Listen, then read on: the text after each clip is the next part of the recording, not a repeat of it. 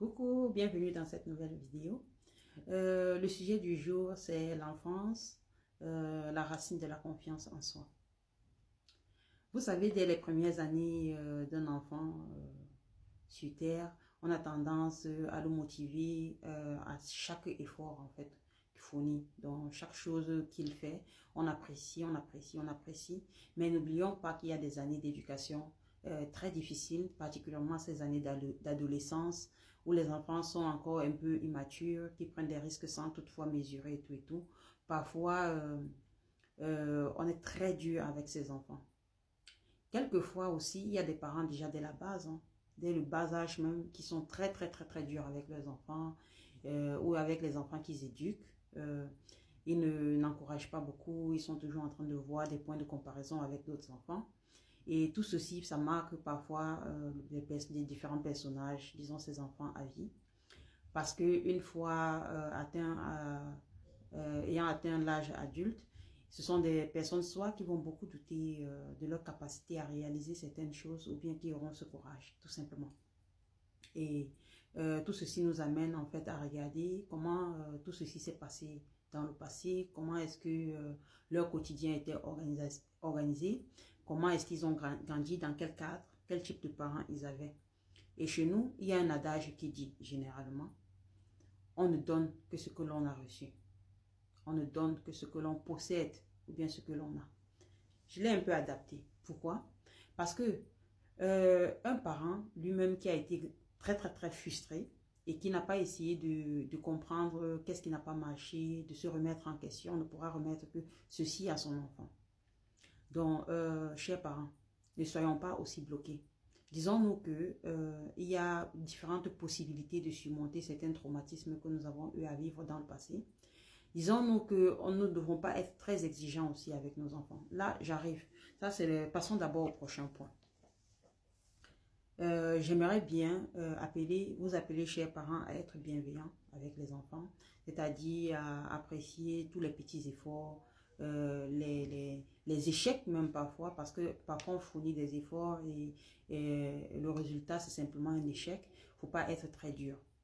Yeah. Parce que n'oubliez pas, chaque phrase que vous avez ou bien que nous avons à prononcer face à nos enfants, ça façonne les adultes de demain qu'ils deviendront. Car chaque mot prononcé est comme une pierre dans la construction de la confiance en soi de nos enfants. Le prochain point que j'aimerais aborder, c'est la culture.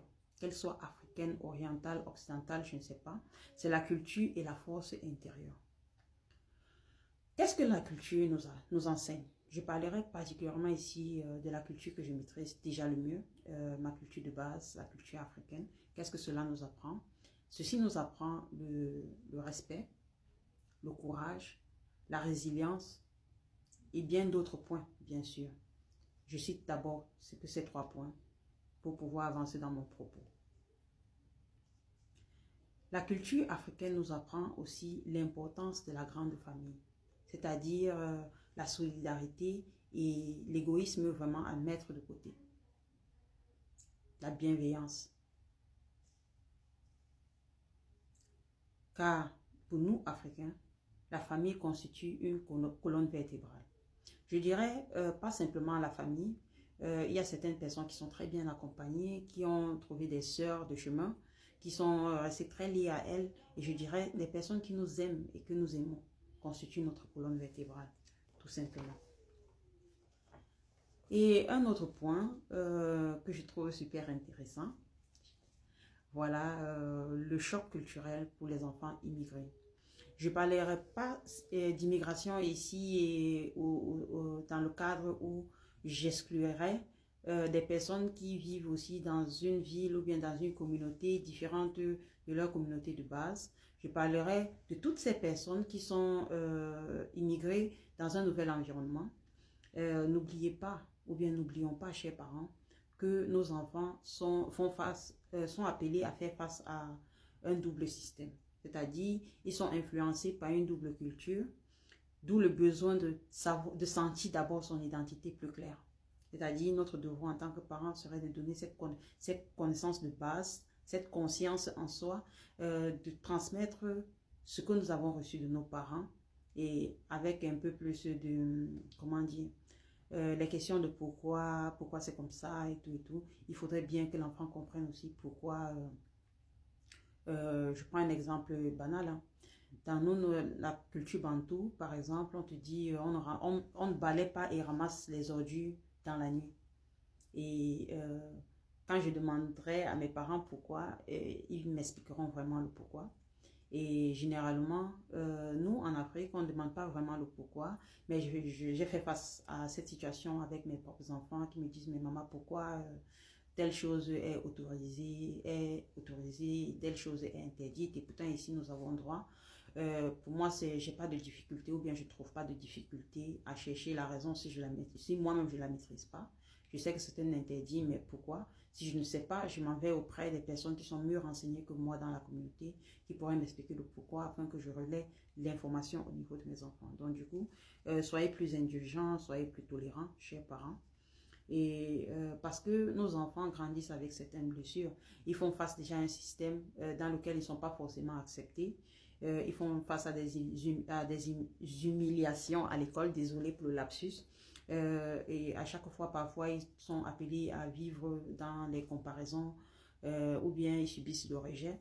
Et pour ne pas être rejetés, il faudrait qu'ils aient X ou bien ils aient Y. Il faudrait déjà travailler sur cette base identitaire.